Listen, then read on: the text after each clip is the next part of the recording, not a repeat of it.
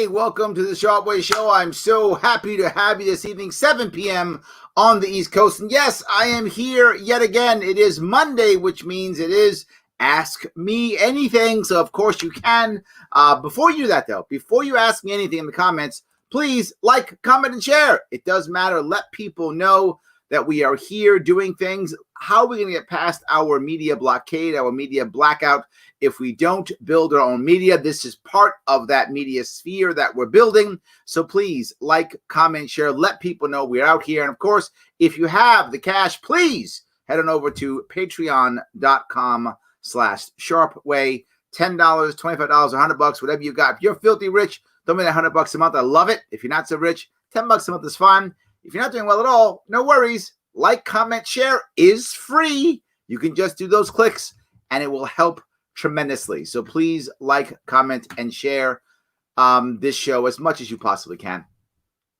If you watched the opening, I should say the title, I talked about the idea of innovation versus local government. And why do I bring that up? Because one of the biggest issues right now that most places are talking about is the idea of the stimulus package. We're going to give a bunch of money out and support, local fire departments and local bureaucracies and local governments and state governments, and how a business is going to function without supporting, these state governments. I get that concept, and it's completely untrue. It is a terrible idea. And you might go, what, Larry? Don't you want to support all these? Don't you want to support the local community centers and your court system and your cops, your fire department? Of course I do. But please ask yourself this important question. Where does that money now come from usually? Taxes, right? Most of those things that matter, the roads and everything else that we always worry about, most of it comes from taxes right now. Some of it doesn't. Some of it comes from usage fees like tolls and things like that, and paying your bus fare or whatever. Some of it comes from that too. But where does all that money come from? Business. Yeah, people getting paid either by having a job or having a business or something. People get paid. They then pay taxes or fees. And then those other things are now taken care of. We're trying to fund government instead of funding the thing that funds government. Wow, is that backward? Terribly backward. Why don't we instead fund the engine that then funds the government versus just funding the government? We actually don't have a money problem. Well, we do, but not for this case. I'm sorry, that's actually not true. We have a huge money problem. But for this specific issue, the problem isn't money. The problem is commerce. If we get more commerce, then the money becomes more valuable. This is, you don't have to have a PhD in economics to figure this one out. I don't know why we're worried about, we got to give money to these local governments and these state governments. No, you have to set up an environment that the people can actually spend money, create commerce, and it pays the taxes on its own. We're in this trouble because we've shut the economy down. So let's try to get the economy set up. But Larry, how are we going to find solutions and how are we going to find answers for these horrible issues? I'm going to give you an interesting story. I was a Marine many years ago, wearing my Marine Corps shirt right now, showing you that. See, trying to be good. Hold on. See, it's there, USMC. Back in the day, I joined the Marine Corps in 1985. That's when I joined the Marine Corps. So many years ago is when I joined the Marine Corps. I'm an old man, I guess, but that's fine. That's who I am. No worries. So I still have my gas mask. And hold on. I'm not joking. This is a gas mask. For those of you who don't know. Upside down. Gas mask. For those of you who don't know. Why am I showing you this? Why do you care about this gas mask? Because in this gas mask is a drinking tube. Drinking tube. Why does that matter? Because if you put this gas mask on, how do you drink? Many, many years ago, decades ago, before this little tube was here, to drink, you'd have to pull your gas mask up, pour water in your mouth. I'm not joking. Pour water in your mouth, and then put it back on, blow it clear, back, boom, you're back ready to go. But then all of a sudden we had this thing. I think this came in the late 60s. I'm not exactly sure, but I think it was in the late 60s. Do you know how we figured this out? An individual Marine, maybe it was a soldier. I think it was a Marine. If it was a soldier, I'm going to lie and say Marine because I'm a Marine, so it was a Marine. Marine figured out this might not be a bad idea and made one, and then submitted this idea to the government, and now we still do it to this day. This gas mask is from 30 years ago or so, but this is the actual tube you put in to a canteen. The canteen cap changes, and you drink water now. That didn't come from some government lab. That didn't come from some big government idea. The government plan was, in the manual, lift your mask up in the middle of a chemical attack and pour water in your mouth and then close it again and blow the stuff back out. So you get a little bit of chemical agent. Yeah, that was the plan before this. That was the plan. That's what the government said do. There's some individual said, wow, that's dumb. Why don't we just have like a little thing that will do this? And inside, you probably can't see it in here, but maybe if you look inside in here, there's a little tube you grab on when you have a straw, you suck out the water. There's literally a video on this. I found this. I couldn't believe it because I didn't know if they still had this because I didn't know if they still do it, but they do. And even to this day, the military still uses the same technique with a little bit of a different mask than I had. But here's a quick video to show you what I mean. This guy's getting drunk. He's got whiskey in his. But there it is. I talked about. Now you can tell his is different. Oh, Jack and Coke? Mine has 2. His has 1. You think I can smell that? You're dumb. He can't smell it because, of course, he's a gas mask on. He can't smell anything. Take your straw. He takes his straw out. I had mine too. A little bit different, but I did the same. You pop it in. And then you lift it up. And you drink. Oh, it's so good. Now, you might have thought that I was making that up or whatever or something like that, but I wasn't. Clearly, I wasn't. That actually happened. That came from an individual. That innovation came from an individual in an environment that said, please innovate. I was taught in the Marine Corps since I was 17 years old. I was taught in the Marine Corps that if you don't know what to do, make a decision. Should I take the hill or not? I don't know. Take the hill. Do something. Take initiative. It's a saying that we have in the Marine Corps that maybe in other branches too, but it's in the Marine Corps all the time.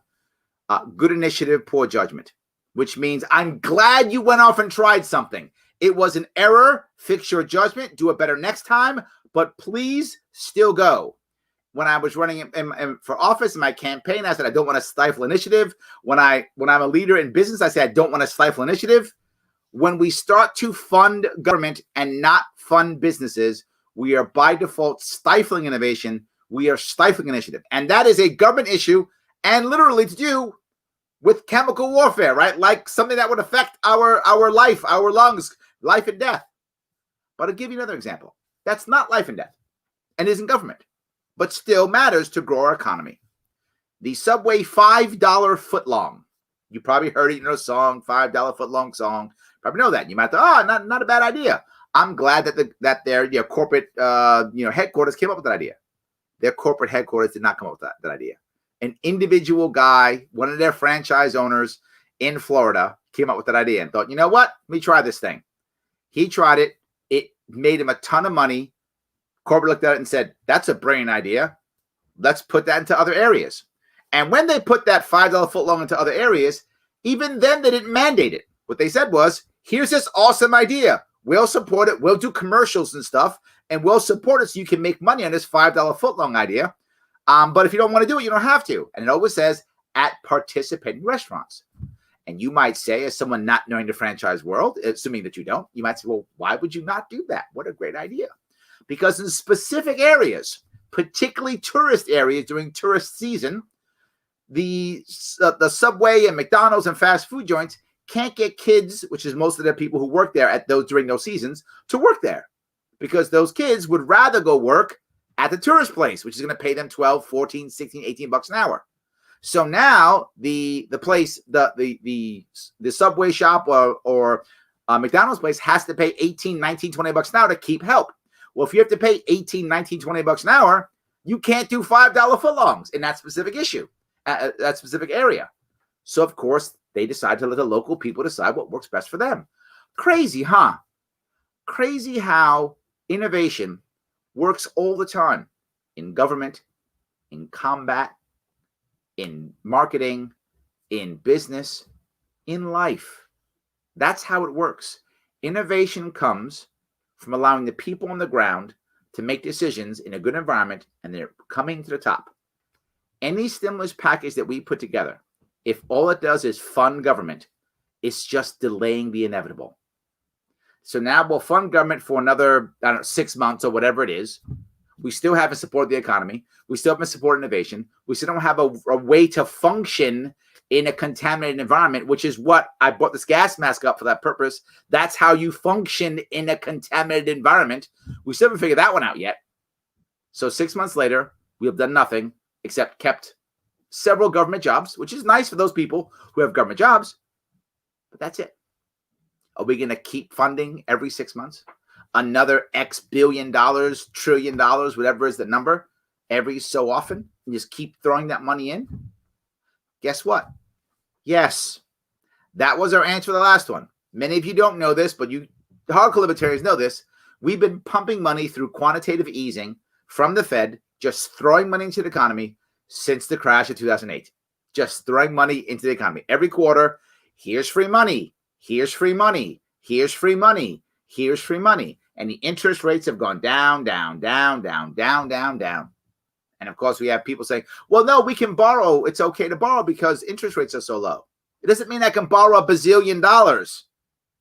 I'm still borrowing $1 bazillion. I get the interest is awesome. It's still $1 trillion gazillion dollars. We have to support our actual entrepreneurs. We have to support our small businesses. That is how we will find the answers to survive in COVID now and whatever the next virus is later. That is how we will find the answers in growing our economy and getting out of our horrible debt. That is how we'll find the answers to keep all the people who've lost their jobs to get their jobs back again. Because the reality of this is, WHO has said it themselves. Lockdown does one thing very well. It makes poor people poorer. And we're about to do it again. This is not the answer, guys. The answer is innovation. And it doesn't matter what it's in. Government, business, family life, innovation. With the right environment to allow people to grow, the right environment to support innovation, good initiative, you will watch things change and get better. With this horrible idea of let's just fund the same old stuff that we've always funded, you will watch it simply delay 6 months, whatever it is, and we're right back into our collapse. That's what happened so far. If you remember back in March, I know I've been doing a lot of Untitled shows recently, but I'm on record here 7 months ago explaining how we take the next 6 months from 7 months ago and prep ourselves to explode and to grow and be powerful again. And nobody listened. And now it's 7 months later, and we're about to fall back into the same problems we had. We have learned nothing, solved nothing, except yelled at each other and called each other names. We thought, what a great reason to keep fighting. We are fighting as the ship goes under, and we're still fighting each other. Or we could just start fixing the boat. I want to fix the boat. That's me. I'm sorry. I've been yapping away, and I should be taking some questions. I just wanted to cover that. It bothered me when I thought about it, and I wanted to show you that. I was cleaning my garage out, and I found that gas mask, and I wanted to show you that. And I'm wearing my Marine Corps shirt today because I wanted to show you that. Being a bit proud. The Marine Corps birthday's next month, November 10th. Maybe I'll do a special show or something. We'll see. So I appreciate that. I really do. Guys, please like, comment, and share as always. And, of course, if you can support, do that. Let me grab a couple of comments if I can right now. All right. Why can't it be both? It can be both. It can. Absolutely. It can be both. All I'm saying is innovation is what matters. 100%. Yes. All right. As a local candidate, I support local government. Yeah, I do too. And I want local governments to get funded. And I want them to be funded the way they always were, by having a strong local business, strong local economy, strong local tax base, because some people are happy paying, I hope, a low percentage of taxes, but more people creating more taxes. That's much better. I love that. I think it's a great idea. Do you think pension cuts should happen? Should happen? No. Will happen? Yes. There is no doubt they will. There's no place, I should say no doubt. I have to think about what will happen after the election. If Biden wins the election, I think my gut tells me Biden will bail out New York. That's what I think will happen. I may be wrong on that. Depends on the deal he and Cuomo make.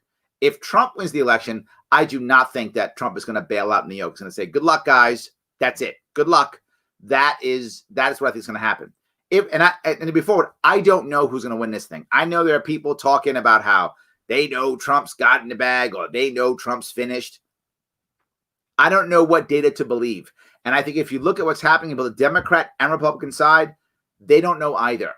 There are a whole lot of Republicans right now who are like, well, I never really liked Trump. And, well, he's a liar or whatever. They're really hedging their bets because they're worried that maybe he's going to lose. They don't know either.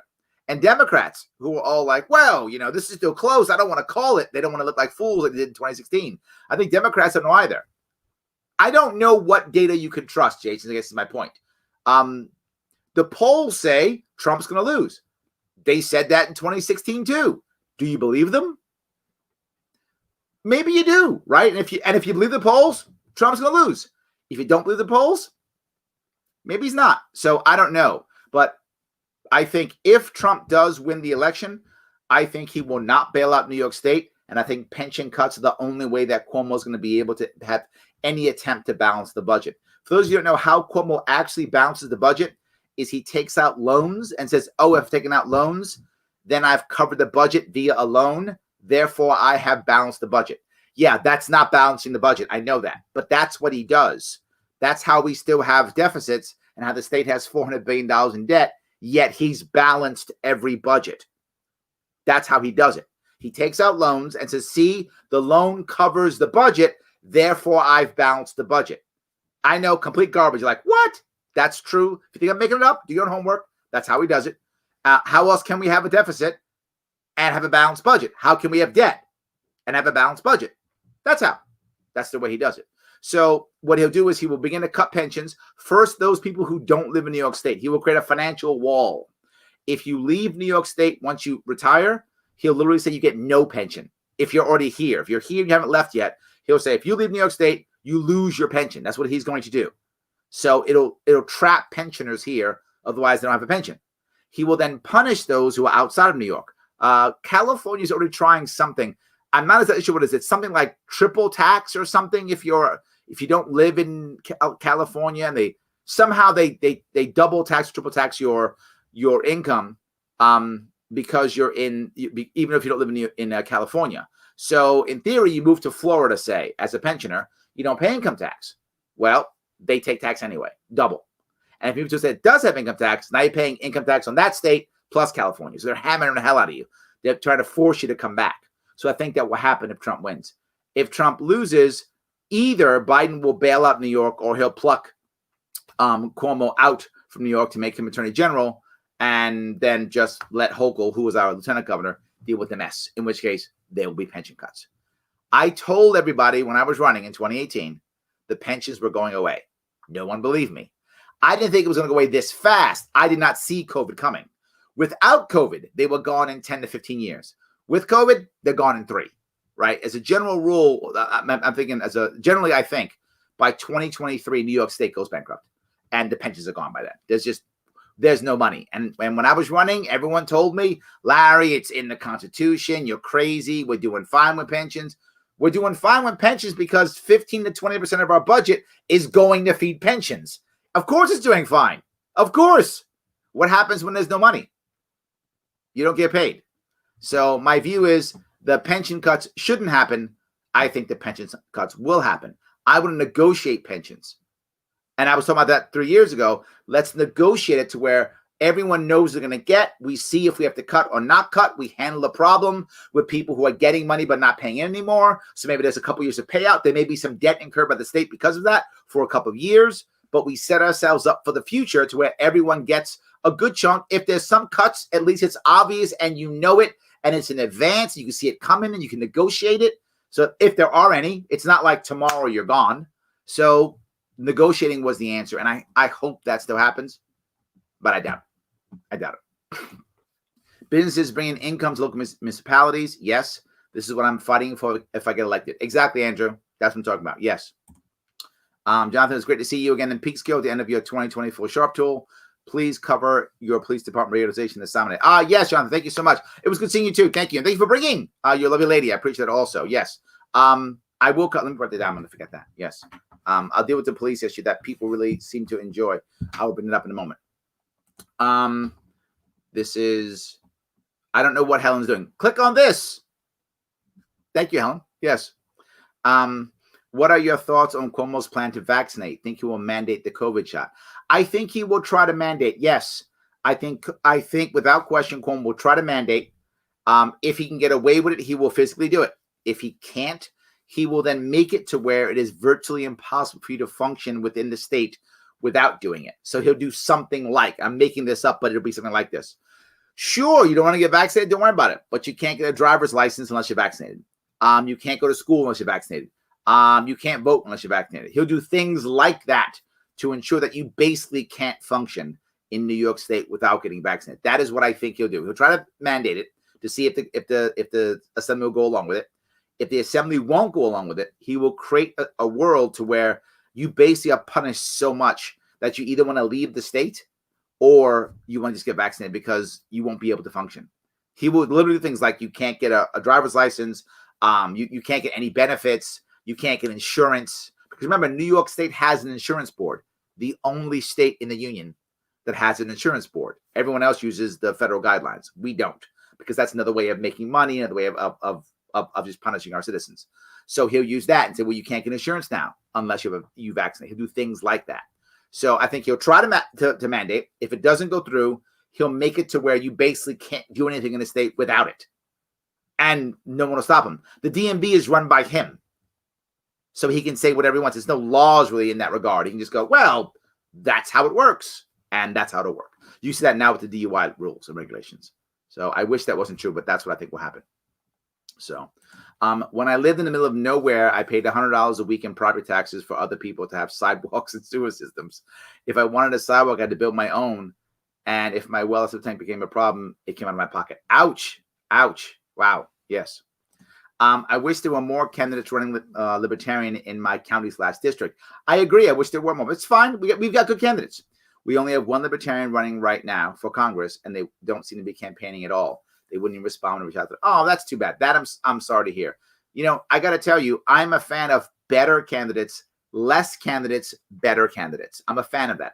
I'm not a fan of 80,000 candidates. I want fewer candidates who do the right thing. That candidate who's not responding to you, see, that just burns you. I'd rather that if that's common, that may be a one-off. I don't know what candidate you're talking about. That may be a one-off. But if that's not a one-off, if that's how that candidate responds, I'd rather them not run. I'd rather that candidate support somebody else. I'm not running. I'm supporting others. So you can support others and still make impact without having to run. I'm doing it. I think I'm talking the talk because I'm walking the walk myself. I'm supporting other candidates. So can anybody else. You don't have to run. You can be an activist without running. You can support and do something without running. Of course you can. So I wish more would do that and we'd have stronger candidates, because every time we have less but stronger candidates, we gain more bodies and we gain more people who think we're serious. So, you know, that's it. I'm disappointed in that. Yes. It's a good saying. Thank you. I appreciate that. Yes. Yes. All right. My great grandfather was a Bürgermeister. Yes, that's a mayor in Germanic towns of his town after he fought in World War I. It's taken 3 generations of my family for someone to become town supervisor, mayor of our town. Well, good luck. I hope you can do it, Andrew. That's nice. Yes. The Bürger is a citizen, and the Meister is the master. So master of the citizens in German is the Bürgermeister. Yes. So, hi from Arizona. How you doing? All right. They changed the $5 deal from the old version, the small print, and you have to order through the app. Oh, there we go. We made changes. Thank you. There we go. So I guess not enough guys were making enough cash that they had to change it. Yep, there we go. But the idea, it is relatively old. I think the idea actually began about 15 years ago, believe it or not. So I guess inflation, whatever, they've had to make changes. So maybe it isn't that good now, but it was good. And if the next thing is whatever, $6 foot long or whatever is the cool thing, I'm sure someone local will figure that out. And I think that's the piece, right? I think that's it. Working concerts during the summer is free money. So that makes sense. Yes, right. The more touristy area you happen to live in, and whenever that tourist season is, often it's summer. But in some cases, for example, in ski areas, it's winter, right? Depends on where you live. The kids will be able to make tons of money in that tourist area. So why would you work at a fast food joint if you can make a whole lot more money doing something cool like working the ski lifts or, the concerts in the summer, right? Why would you, think about it, you're 18, 19, 16, 17, why would you work for the fast food when you can do this? And many kids decide that. So they have to raise the salaries, and it's seasonal, right? So they'll only get the 17, 18 bucks during that season. Then they go back to their 12 or 13 or whatever is the amount they get paid at that time. So yeah, absolutely. In Cooperstown, there are teenagers and some college students that work there. Absolutely. Yes, all the time. Absolutely. The country actually needs relief from government. Ooh, I like that. It's because of all the government relief in the past that the economy is in so much trouble now. We can't survive any more relief. Yes, absolutely. 100%. Our kids work at a water park. Exactly. Yes. That's exactly right. Yes. The ideal stimulus is no income tax. My only concern about that one, I know we put that up in the past, and it's cute, and I like it. I think we have to add something else, because if you're either a gig economy, if you're a business owner, you often don't pay much income tax. So you also want to make it to where something else happens in some way. So I think that's a good one. I think we also can add something else maybe to make it even better, right? Maybe some type of debt relief might be something. I mean, that's my biggest issue is, remember, when times are tough, the thing that really gets the working poor and middle class more than anything is debt. That's what crushes them, right? If you're working poor or middle class, debt. When 2009 devastated me, it was the debt that crushed me, right? That was the issue. I could have wanted to just stop paying for things that I could do, but I couldn't service the debt I had incurred, right? That was the hardest part for me. So I think the debt has to be an issue. And for most people, that's their issue, right? They have credit card debt or mortgage or something, car note. They have debt that they've accrued. That's the hardest thing. A lot of people can survive. They just simply stop paying for things, or head to their friend's house, or move in with a family member, or those types of things, or get a job where they're getting less money, but they're able to share resources somehow. Many people can survive that in some way if they're innovative enough to do that kind of thing. The problem is, how do you service all that debt? Okay, I've stopped paying this. I've stopped paying that. But I still owe. I still owe tons, right? I can, in theory, leave your house and move in with your family member. But if you've got a mortgage you got to pay, the debt's killing you. I can, get rid of my car, right? Give my car away. Stop paying this, stop paying the gas, stop paying the note. But I've got debt on my car, right? I can stop using my credit cards, but I have debt on my credit cards. So I think that's a bigger issue that most people deal with. Very often it is the debt that crushes particularly the middle class and the working poor. The very poor don't often have much debt. They don't own much. If you're super poor, right, you don't really own much. So your debt isn't as devastating for you if you're super poor, and you're probably already on government assistance if you're super poor. Probably. Not always, but often. So the debt isn't crushing you as badly as the working poor and the middle class. If you're wealthy, unless you've really made some serious errors in your finances, you often have enough assets to sell to pay off your debt. So while your lifestyle takes a big hit, you aren't put under because you have enough assets to pay off your debt if you're wealthy, right? Or if you're super wealthy, you knew this was coming, you're already liquid, you're the person who's buying up all those assets because your people have helped you out. So I think that's really the issue right there. So come on, Larry's Bills game's on, trying to catch you on commercial. I'm just saying, I go live at 7. Lots of stuff happened. I'm trying to be good. I'm trying to go back to, to 7 o'clock. That's how it works. Yes. So, yes, Pete, you always bring up national debt. You do. I'm glad you do because no one else seems to. So I do love that. Yes. And I am more entertaining than Bills. I do appreciate that. All right. I do want to bring up what Jonathan asked me to bring up, which is the police answer. When we were talking in Big Skill, this weekend, we were talking about, how libertarians want to actually solve problems. And it's true. Man, that's a cool cup. And you can get one if you want one. You can head over to patreon.com/sharpeway and donate. You can get some cool cup if you want to. It's water, by the way. Anyway, so we were talking about how libertarians wouldn't actually solve problems. What you'll see happen constantly, and it drives me crazy, and many of you have noticed this. The second there's a problem, instead of trying to solve the problem, each side, left and right paradigm, Democrats, Republicans, decide what is the good or bad side, pick that side that's good, and then yell at the side that's bad, and that's the solution. An example I'll give you, of course, is the death of George Floyd. George Floyd dies, and the left goes, "Oh, cops are bad," and the right goes, "Oh, cops are awesome," and no solving. Then the plan. Here's the plan.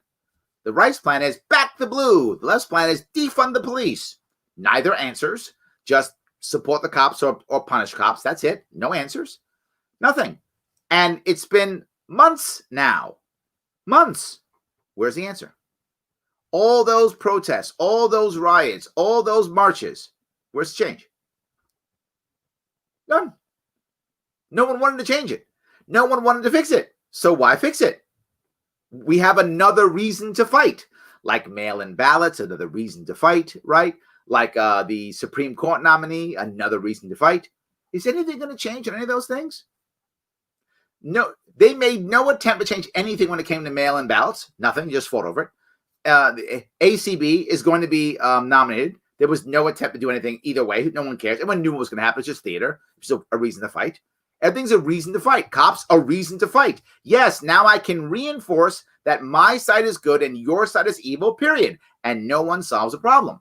But then I talked about, if you remember, for those of you who are paying attention, I had a plan to actually try to help cops be better cops and the police better in their neighborhoods.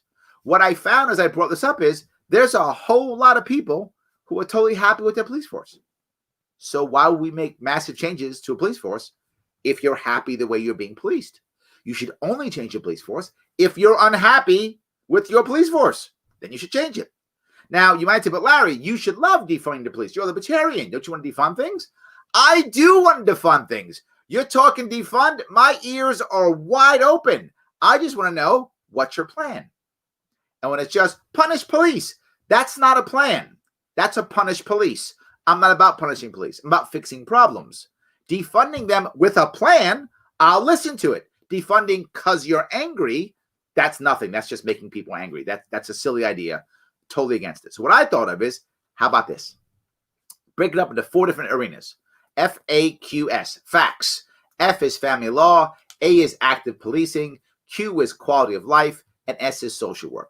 Into 4 different types. First one's family law. I don't want a cop who just came off a crime scene to now have a deal with a husband and wife or spouses yelling at each other with a kid around. A cop who comes off a crime scene, where's his head? Yeah, he's a human being. Cops aren't amazingly awesome or horribly bad. They're human beings like everybody else trying to get a job done. If you have a crappy system, you're going to have worse cops. You have a better system, you're going to have better cops. So how about we don't have a cop who just got off a crime scene, now have to go deal with 2 spouses yelling at each other? That's not going to end well. Where's his head? His head's in the wrong spot. So instead, separate force of cops who deal with family law, paired up with a community piece. And the community piece is chaplains from local churches and temples. Why not? This is what chaplains do. Now what happens? You got it for the family law, not for active policing. For family law, it's a family law issue. Cop shows up. He's got a chaplain with him. Chaplain is there to read the situation, right? The cop isn't just off a crime scene. He's in with other family law issues. He's been watching people deal with issues with kids and families and sisters and mothers. He's been dealing with that stuff. Chaplain comes in, checks it out. Sometimes you got a bad person who needs to be put down. There's the cop, puts him on the ground. Got it. He's there. And sometimes it's let me talk to these people. And the chaplain's there. And obviously you have a better way of doing things. Now you might say, well, Larry, do I really care about that in my community? You might or you might not, which is why this is a 4-part optional piece. It's a framework. If you look in your community and go, we're not having domestic issues at all in my community, then that's like 1 dude and 1 chaplain and you're done. And that's your entire police force. You don't need it. You don't need it. Or maybe in your case, the cops who are there don't have a problem. They're very good with your domestic issues. Don't even use it. But what if you got problems? You got a bunch of issues in your community. Put more money, more time, more energy there. You can choose depending upon your community. And the chaplains can join in as much as they want. That's the community aspect. You can put more and more chaplains in there. And that's not paid. That's volunteer. That's how you begin to defund, by putting more volunteer community work. As you remove government, you add community. Now, does the community like that? They think the chaplain's doing a great job? Then they'll donate to those churches and temples, won't they? That's how you'll support that.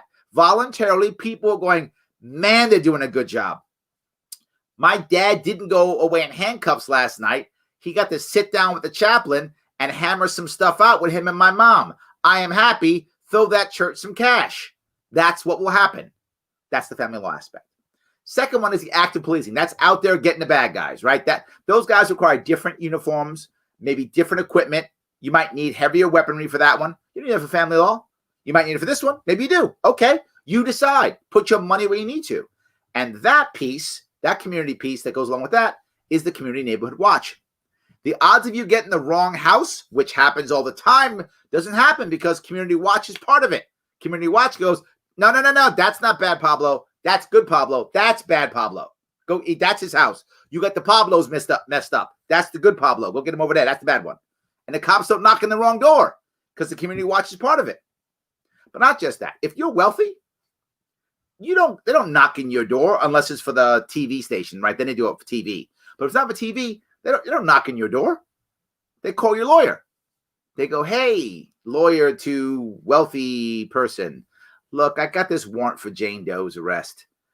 How do we handle this? Can we get Jane Doe to surrender? And Jane Doe's lawyer goes, absolutely. Jane Doe, you know what? Can she come in at 9:00 on Tuesday? Thank you. It's good for everybody. Jane Doe comes up 9:00 on Tuesday. She calls into work, says she's sick, going to the doctor. So no one even knows she got arrested. She goes in and surrenders. She doesn't have any, no belt and no shoelaces on. So she goes in, comes out 3 hours later, goes home. Nobody knows what happened. Life is good. That's how the wealthy do it. Well, now if you have a community, maybe, depending on how tight and the trust you can build your community, when the cops go, we want bad Pablo, the community goes, please don't come into our neighborhoods. Give me 2 days to surrender Pablo. I'll get him. I'll surrender him. If the community can do that, and if there's that much trust built, imagine what happens in that community. In that community, bad Pablo knows he's not welcome here. He's not welcome in this community. The community will turn him in. He's not welcome. They're working with the police in a community way so that bad Pablo is not welcome here anymore. Very few bad Pablos start going to that community if they're not welcome. And again, that community watch is voluntary. If you have a strong community watch, you can have less police. If you don't have trust yet, you have more police until you build that trust up. This isn't a 5-minute solution. It's a multi-year solution, but a solution.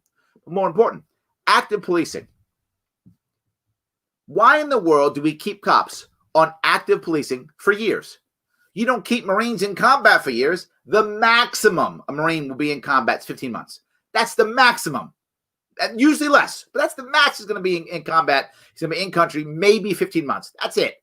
Then he's out. They take him out. They put him in garrison. They give him they do something. They get him his head out of that stuff. They get him out of there. We leave our cops in the front line for 17 years.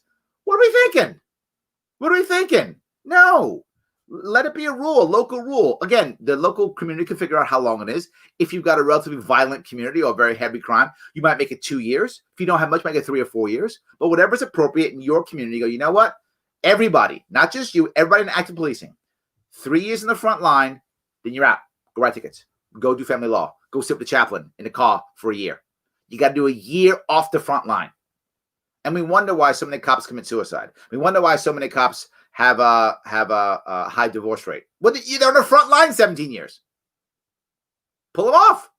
Why would you keep them on the front line for 17 years? Silly. So 2, 3 years, whatever is the appropriate amount, pull them off, they go do family law.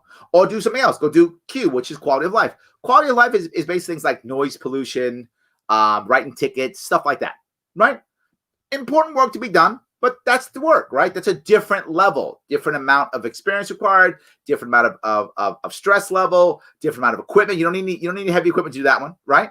And maybe you pull a cop off and say, you know what? You spent 3 years in the front line. Time to go write tickets for a year. Go. It's good. Write tickets for a year. You'll be fine.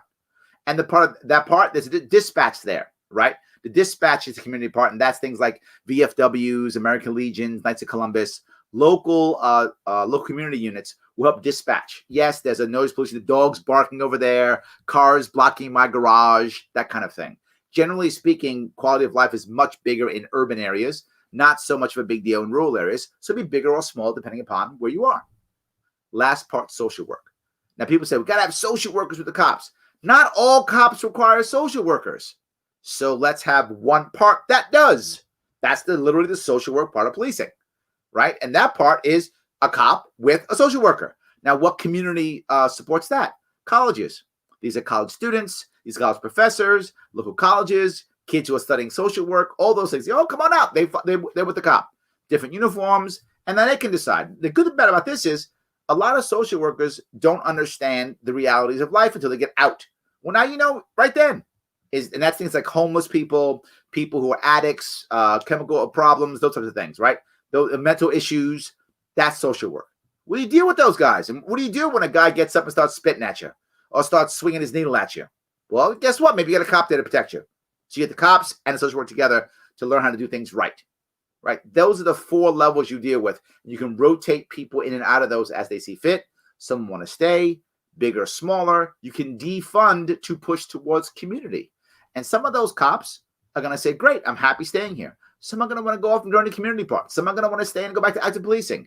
But you've got a framework to make a better police force that can adjust and shift depending upon your community. It's not a short-term solution. It's a long-term solution. But you can start it right away. That's what I told about, Jonathan. Thank you for bringing that up. So I hope I covered it the way you want me to cover it. Yes. So, and yes, I am more entertaining than the Bills. That is true. Yes. Bad Pablo is going to be a colloquial term now. Yes. Well, again, it's bad Pablo. It's also good Pablo, right? It's, there's good and bad in every place. So it's bad Pablo and good Pablo, both. We want to get rid of bad Pablo and keep good Pablo. That's what we try to achieve. Yes. All right. So if I can grab a couple of these. Triple tax to leave California, maybe still a good deal. Sadly, some people are saying that, but it's only if you have a state pension. That wouldn't affect you if you just packed up and left. And a lot of people are actually just leaving. That's the problem. A lot of people are just packing up and leaving. And it's difficult for California to deal with that. In fact, Bill Maher was speaking about that 2 weeks ago. He was saying how he's even considering leaving. He loves California, and he's considering leaving. He mentioned Joe Rogan left. Elon Musk left. So a lot of people are starting to leave. And they're right. It's hard. Yes. Please explain for those who don't know the difference between a deficit and a debt. Yes. The deficit is how much money you're losing or not getting or somehow owe every given year.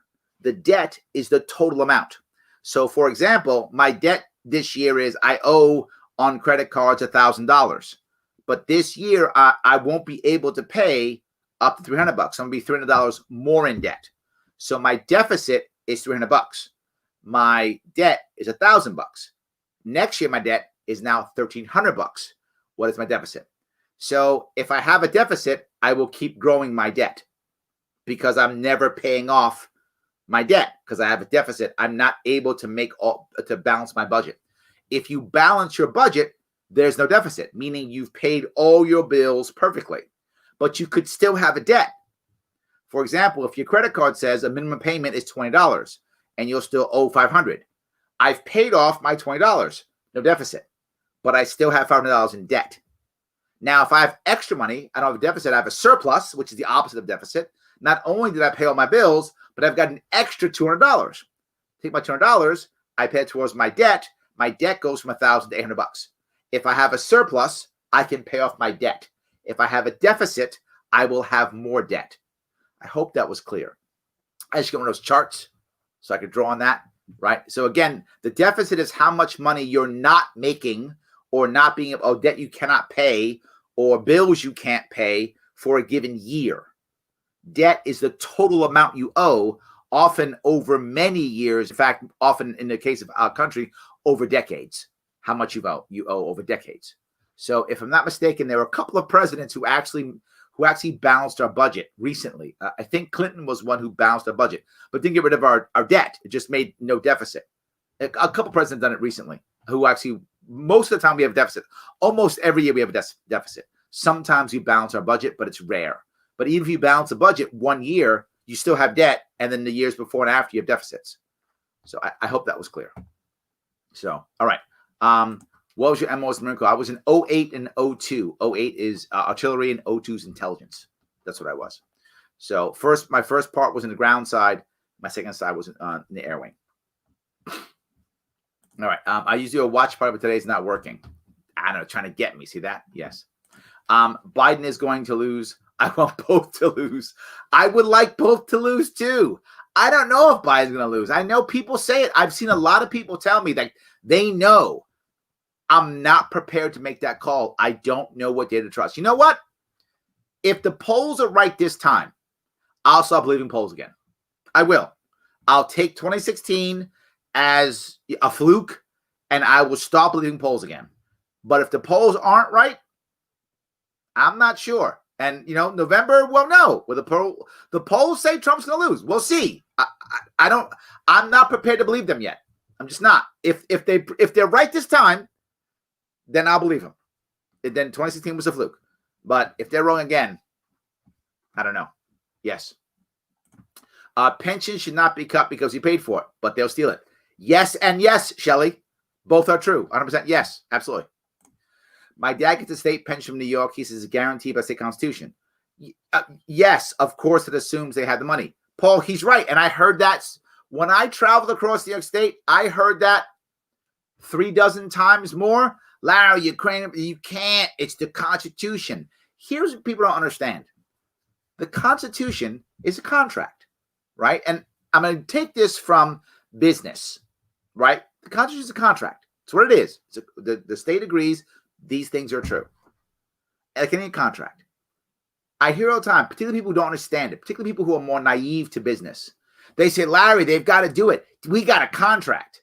And you know what a contract means? Yeah, it means they have to do it. No, it doesn't. It means if they don't do it, you might win in court. It doesn't mean they have to do it. It means you have a reason to sue if they don't. Lots of people break contracts all the time. Constantly, people break contracts. Contracts don't have magic powers. If Paul, you give me a contract and say, yeah, I signed that contract that if I don't, if I don't do 5 shows a week, I'm going to give you my house. I'm not giving you my house. If I'm dumb enough to sign that contract, I'm going to fight you in court. He has to give me a house. You signed it away.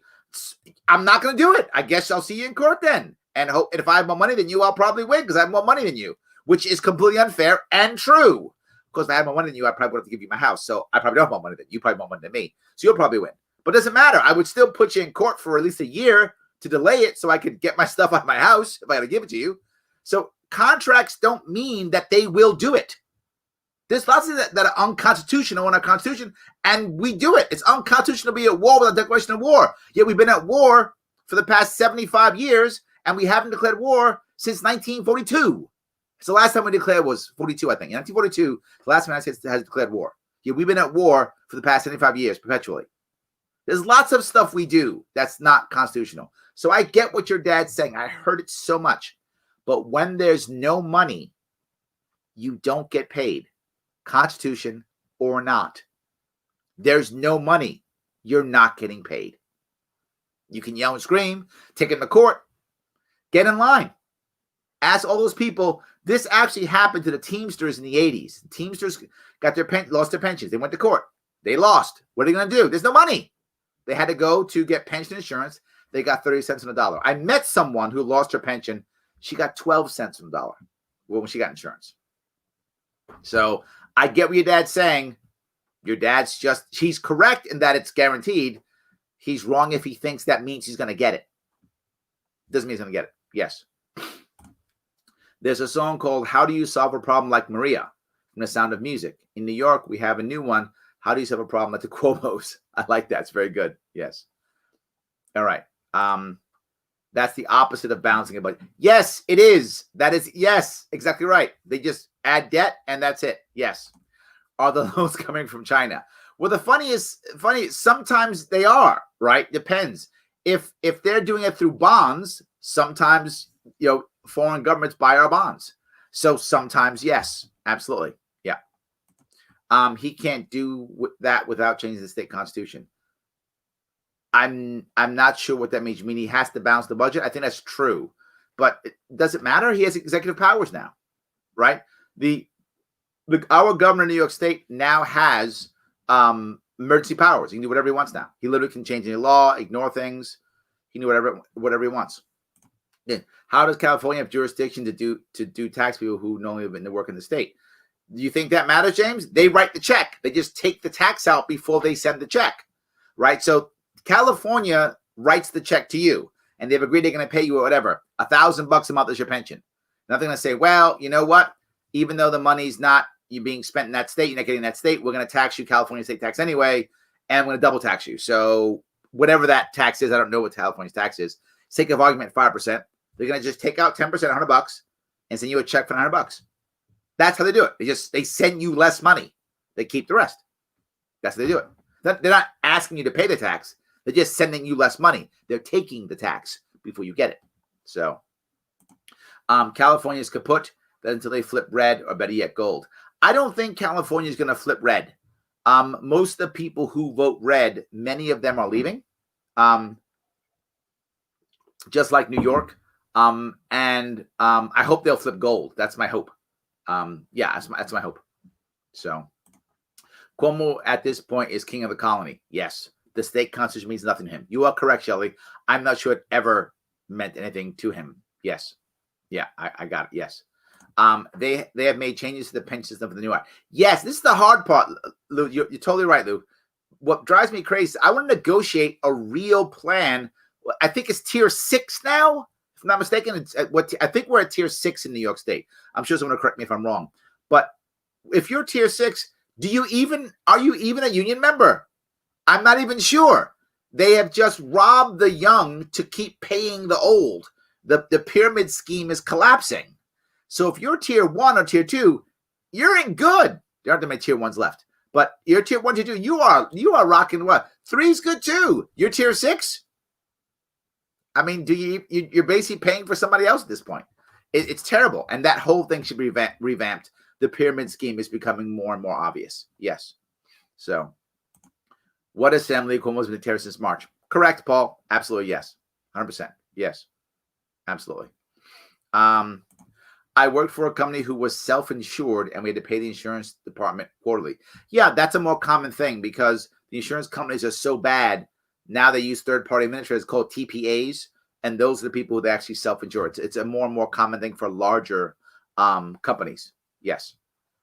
Thoughts on a Georgia jungle primary? As a general rule, I don't like jungle primaries. As a general rule, unless you're doing like jungle primary with which is it still jungle? Top 4, top 5, it's better. But when they do top 2 jungle primary, I think it's a terrible idea. I don't think I think it's another scam. It keeps third parties out. I think it's a terrible idea. And it even includes maybe you might have 2 of the same party included.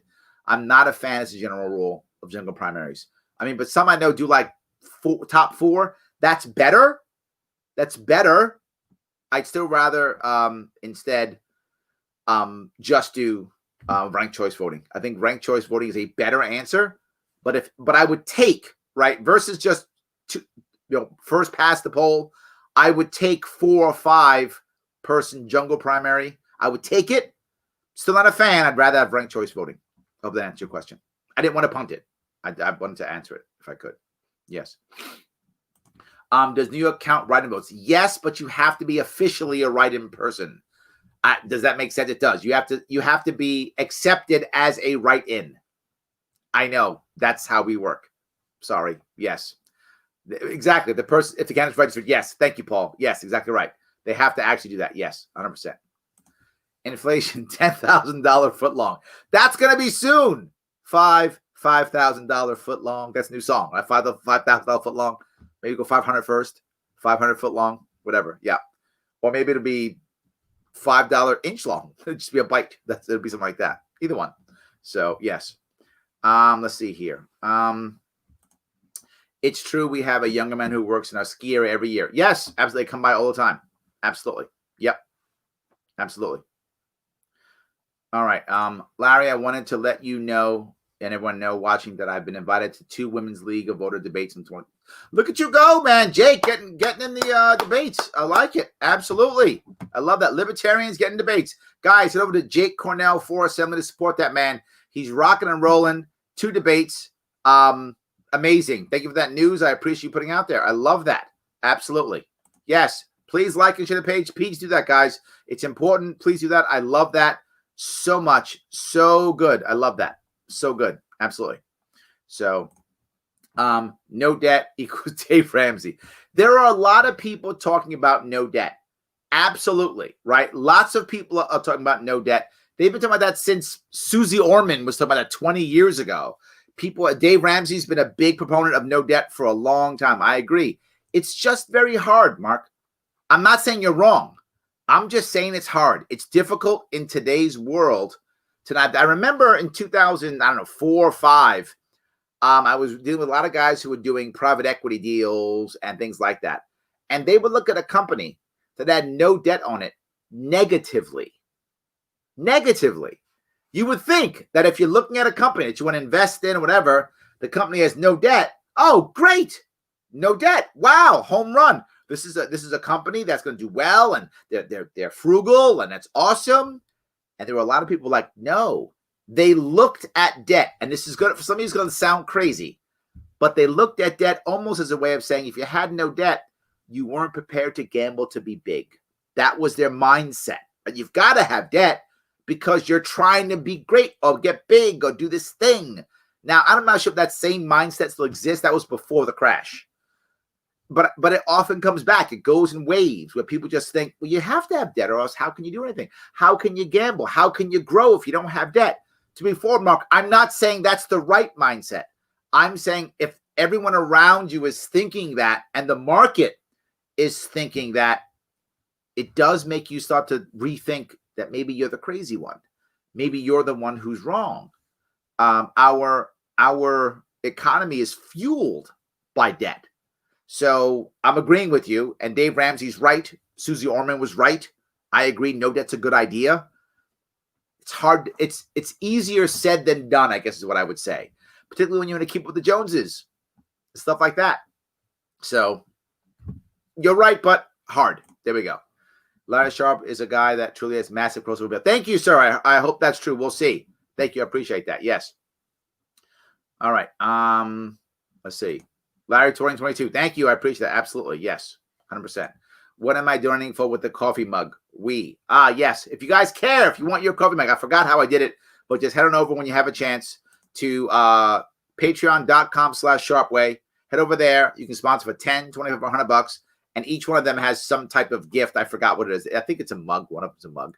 If not, you can always go to Zazzle.com if you want to. Zazzle.com/sharpeway, and you can just buy a mug or a shirt or a sweatshirt or golf balls, all kind of cool things. At Zazzle, Zazzle.com. Put in Sharpe Way. Boop. This will pop up. It tastes better from this mug. Nah, it doesn't, but it does feel better from this mug. That's true. That it does feel better from this mug. That's accurate. I'm not sure if it tastes better, but that definitely does feel better. I do appreciate that. Yes. All right. A break from politics. As a Yankee fan, are you excited for long-suffering Mets fans like myself that the Mets will finally have a new, hopefully competent owner? To be forward, I'm not anti-Mets. I know many Yankee fans are, but I'm not. I live in Queens. I'm not anti-Mets. I've been to Mets games too. I was back when it was Shea Stadium, right? Now it's Citi Field, but it used to be Shea Stadium. I remember, right? I felt bad when Tom Seaver died recently. I felt bad. If you don't know, Tom Seaver was probably, if not definitely one of the best Mets pitchers ever, if not the best Mets pitcher ever. But he was definitely one of the best Mets pitchers ever. So yeah, I'm not an anti-Met guy. I'm a big Yankee fan. I love the Yankees. I always will. But if the Yankees can't win, go Mets. No worries. Totally happy. So yes, I am. I do. I don't follow baseball as much as I used to. I wish I followed it more. I don't follow it as much. I wish I'd followed it more. But yes, I hope that answers your question. So decentralization of police forces. Let each community craft their own security police methods. One size fits all. So I agree. It's my point. My point is, though, for you to just say that, Jay, puts people into fear. When people get into fear, they make bad decisions or they freeze and don't act. So the FACTS plan, the FAQS, is a framework for each community to take charge and look at it and go, okay, how can I fit in that? And each one of those has, if you notice, has a community aspect. Each one has a community component so that you can put as much community as you want to have in your own police force. In theory, you could have police only do active policing and have community do all the other three if you wanted to, or any mix or combination that would work for your community. But if you don't give people some form of a framework to function with, many of them will either get scared or do nothing. And I want them to have a place to start walking towards, right? There's an old saying in business I use all the time. If you can't find the right answer, put the wrong answer on the table, right? Well, there's no answer. How about this? Well, that doesn't work. Why? Because of that. Let's fix that. What else? Well, because of that. Let's fix that. Why else? Because of that. Let's fix that. And before you know it, you have the right answer. So my FACTS plan goes on the table. And you go in your community, yeah, we don't really need that. Okay, what do you need? Well, we could have cops do that. Okay, great. Look, we've got schools that do all that. Okay, great. So once you put that on, I think that's how you begin to move that forward. I'm with you, Jay. I think we should absolutely do that. And that's why there's another way you could do it also, in theory, particularly in New York State. You could allow that in New York State for the sheriff of each county to, by default, be the head of all police in that county. Right now, it doesn't work that way. They don't all report to him. If you did that, that might allow, because by default, he couldn't handle it all, right? And in smaller counties, he could, right? We have counties in New York State that have 5,000 people in it. He can cover it himself completely, no issues, or herself. I shouldn't be sexist, or herself. But if it's a larger county, by default, the sheriff will probably break it up. How can the sheriff handle all of it? He couldn't. So he'll break it into smaller ones. You can try that also. It's a method that might work to make this happen. Either way, the goal is for me not to decide how you should be policed, but to create an environment for you to be policed the way you want to be policed. Exactly how you're talking about. Yes, absolutely. So, all right. Why do Democratic states have fake bail reform, and how do we get them to have real bail reform? I got to tell you why we messed up. I'll tell you why our bail reform messed up in New York State. I love the idea of bail reform. To be clear, I'm not loving our specific bill, a law. I'm not loving that. However, I do love the concept of it completely, and I'm totally for bail reform. Not sure this is the right one, but again, it's not black and white, right? It can be gray, but I'm totally for the idea of bail reform, 100% for the concept. This isn't a great one.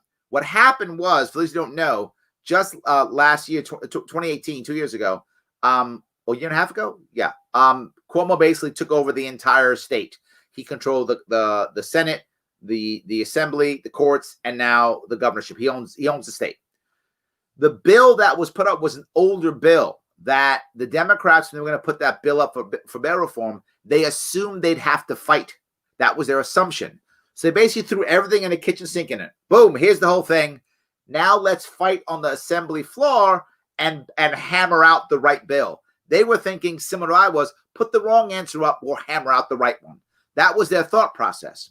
By the time that bill went up, there was no opposition. Everyone just yelled, "Yay, Cuomo, Il Duce!" And they all said yes, and that got passed without even a talk. That's what actually happened in our assembly. That shouldn't happen. So I had hoped, and if you remember, I talked about this when it first came out, there were problems with the bill. I had hoped, actually had Claudia Tenney on my show. She was talking about it too.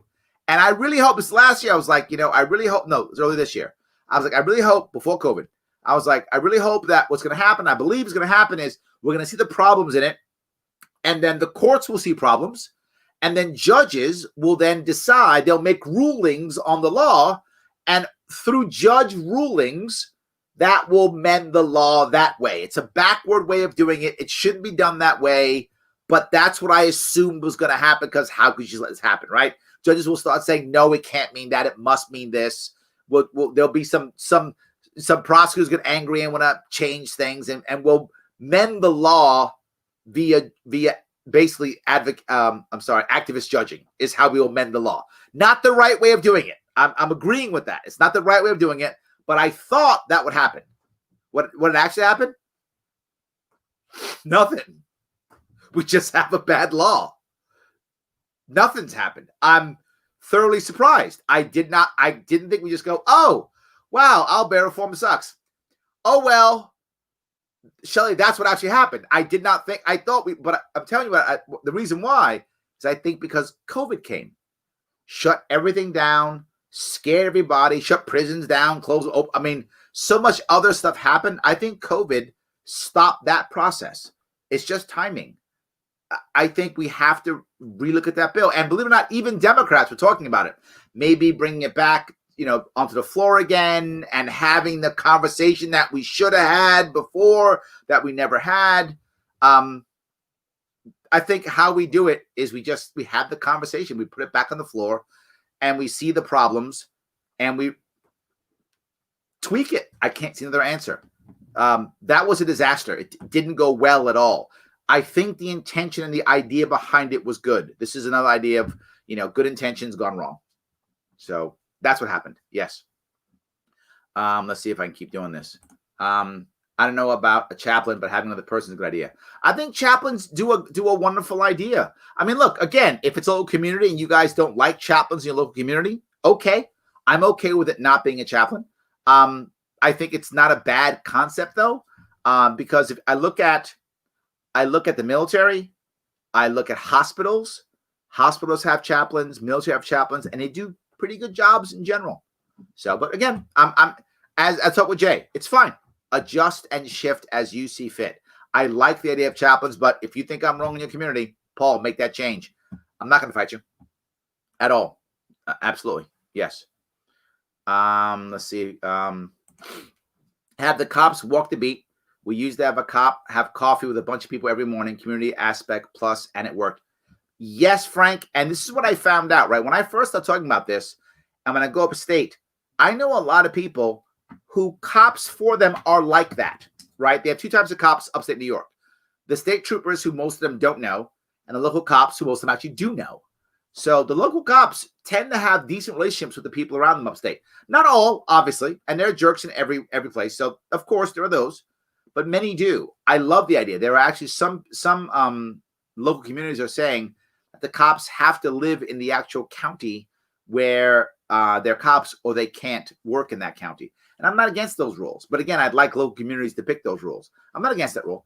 If you think that a cop has to live in that community, okay, you can create that rule. I don't mind at all. Yes, 100%. But Larry, how do you just get rid of minimum wage? I'm not sure you can. I'm not sure how you can just get rid of it. It has become such a part of our culture, and it's actually a backward concept.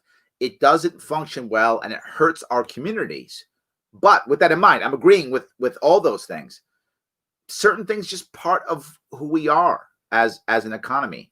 And I think you really have to talk about how people don't actually want a minimum wage. It's not what they want.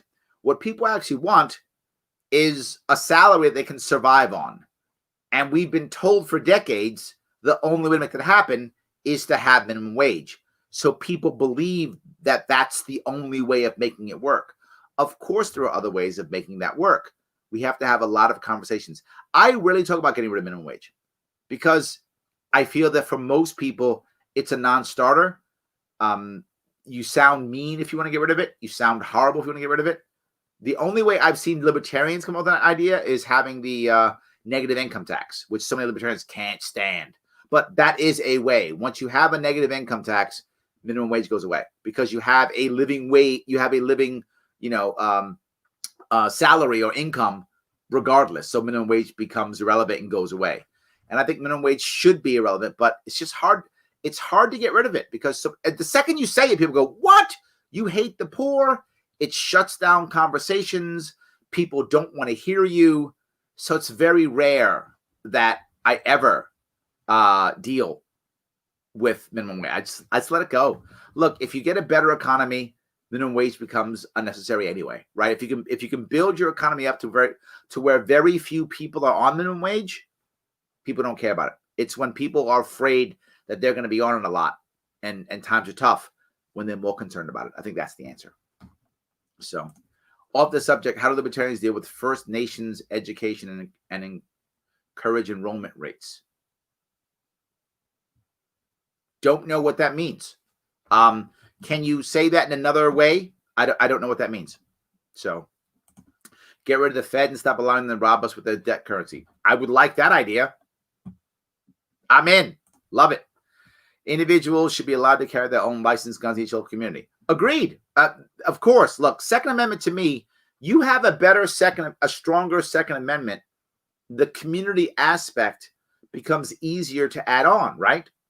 So if you're going to, and I would hope that if you're going to start adding community to your policing, that by default, the Second Amendment would become stronger. You would need more of it, right? But again, I don't want Second Amendment to only mean gun. And too many people think pro 2A means pro-gun. It means pro 2A.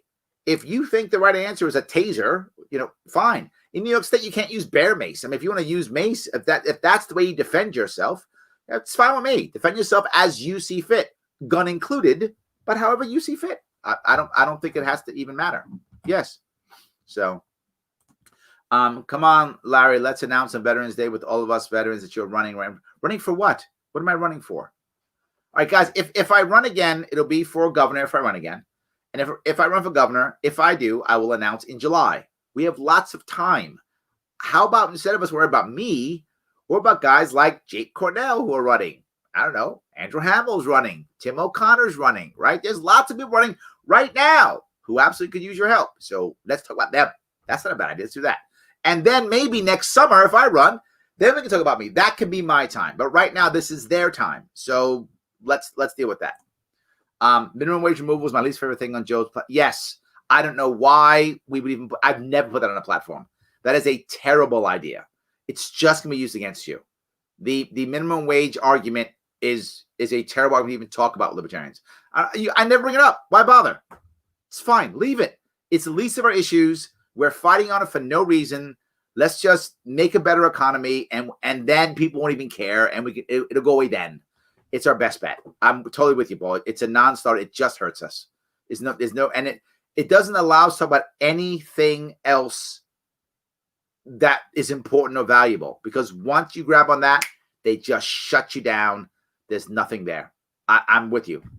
I don't know why, but then again, her campaign is basically just our platform on her website, so I guess that makes sense. So, yes. All right. Gets opened up to competition. Competition breeds innovation. Yeah, it does. Absolutely. Government regulation protects low-performing monopolies, and sometimes literally creates them. Yes, absolutely. Should we have ambassadors to foreign countries? Why wouldn't we? Is there something I'm missing? Should we not have ambassadors? I think we should. Wouldn't we want to have someone representing our country in other nations? We want someplace for our citizens to go if they're in trouble, an embassy or a consulate. If they get in trouble for some reason, I would think so. I think so. I don't know. Am I missing something, Andrew? It seems like, yes, we should. Maybe I'm wrong. Yes.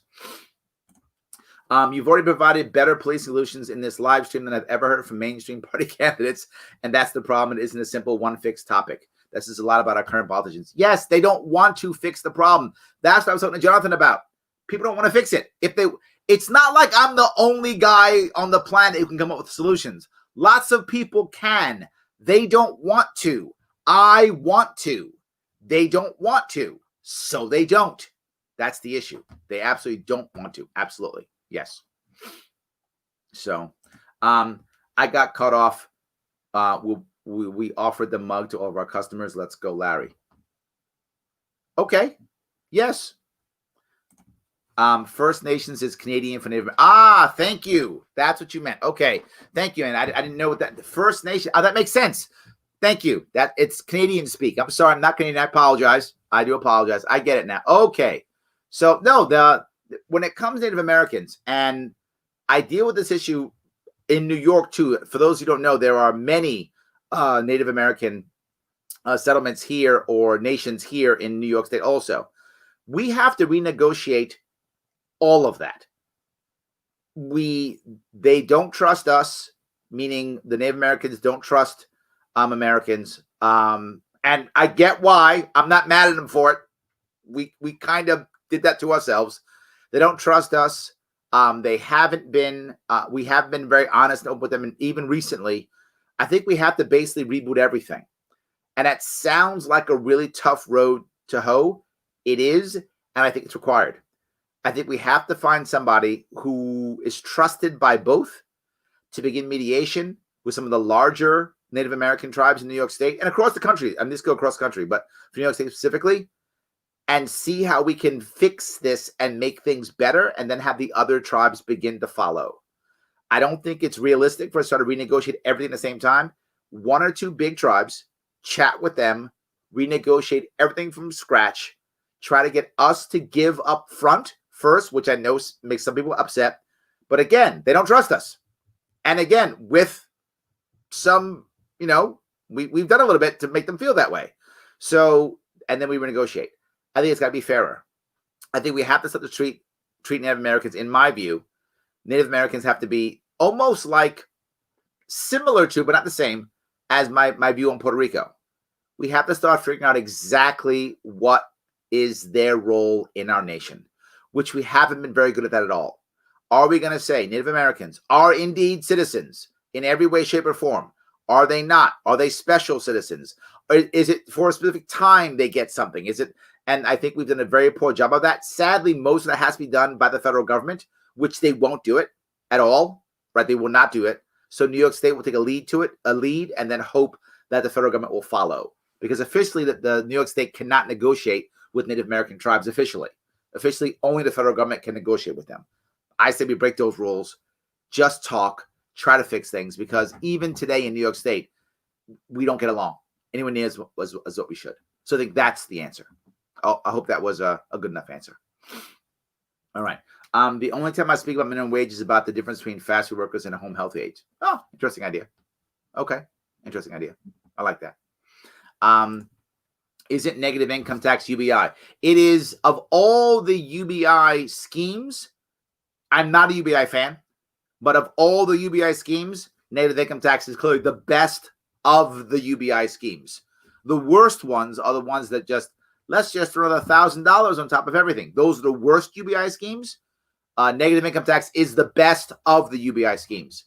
But I don't even talk about that either. I'm just saying if you want to get rid of minimum wage, which I don't think is a priority at all, but if you do, if that's your thing, if you like it, got to get rid of it. I can't think of any other way that would work in America other than the negative income tax. I don't think anything else would pass. I think anything else would even come close. I think America would just say, you're crazy, you're evil, you hate kids. I don't think you'd have any chance. The only way would be negative income tax if you want to do that. But again, not my priority, Paul. And I'm not a big fan of UBI. But of the UBI, if you're a UBI guy, and some libertarians are real big UBI guys, if you are a UBI guy, negative income tax is the best of the UBI schemes. And if I had to take a UBI, if America goes the UBI route, which it might after COVID, to be forward with you, Paul, it might go that route. If it does go that route, it's got to be negative income tax, or we're really in trouble. I can't see us getting around. If we don't go negative income tax, but we go UBI, it's the game. It's the economic end of our country. But if we can go negative income tax, still bad, but there's a chance to pull us out of it, because negative income tax gives you the opportunity to pull yourself out of it where UBI doesn't. Straight UBI doesn't. I hope that's clear. So, minimum wage doesn't help minorities, low-skilled immigrants. Yeah, I agree. Yeah, I'm not a fan. Absolutely. All right. Democrat Republicans don't have solutions to anything. Also true. Yes, absolutely. 100%. Should we leave UN and NATO? NATO, yes. UN, no. This is an issue that I have with what the president did, Trump did. I believe that we have a problem with WHO, agreed. Problem with NATO, problem with UN. But I would have swapped how he did it. I am against all of these regional things like NATO. I don't like any of them. We should be out of them. They're useless. But world things we should be part of. They just shouldn't have any teeth, and we shouldn't be spending so much money on them. I think the UN should exist. I think WHO should exist. I think it should have no teeth, and we shouldn't be spending much money on it. These places should be centralized repositories for information, and the UN should be a place where we can come and talk. That's it. If you change what the UN is, I'm in. You change what WHO is, I'm in. NATO, I'm out. We don't need NATO at all. We don't, as the US. We don't require NATO. If the Europeans want to have NATO, good on you, Europeans. Join up, do your thing. We should have gotten out of NATO. What Trump did was he saw the problems, but in my view, he should have swapped how we fixed them. He got us out of WHO and then fixed NATO. Out of fixed WHO, got us out of NATO. So my view is no NATO, not required. None of those things are required. But anything international, I like us to be part of the conversation. I don't want us to leave the conversation. I think it's a bad idea.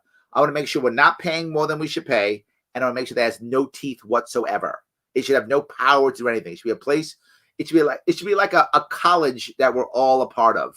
We all go to the college and talk to the professor when we want to.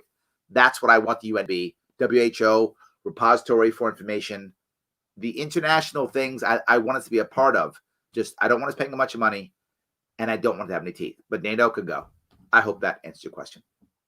Yes. Let's see if I can keep going here. My sister's Native American, and New York State has made it impossible to trace her back to a tribe. I see exactly. That's my point.